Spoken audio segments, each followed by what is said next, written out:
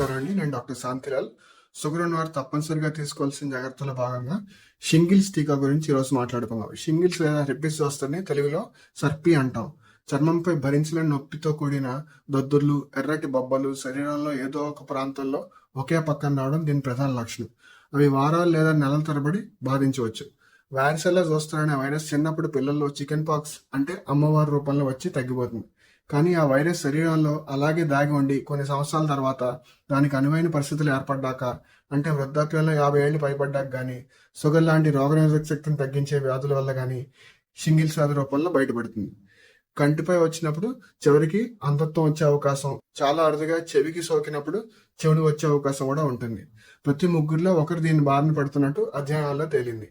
మిమ్మల్ని కానీ, షుగర్ వ్యాధి ఉన్నవారు కానీ, 50 ఏళ్ళు పైబడిన మీ ఇంట్లో ఎవరైనా కానీ సర్పి వ్యాధి నుండి మరియు దాని తీవ్రమైన దీర్ఘకాల నరాల సమస్య అయిన పోస్ట్ హెర్పటిక్ న్యూరాలజీ నుండి ఇంచుమించు 90% వరకు కాపాడుకోవడానికి షింగిల్స్ సోకక ముందే జాగ్రత్త పడి టీకాలు వేయించుకోవడం ఎంతైనా అవసరం.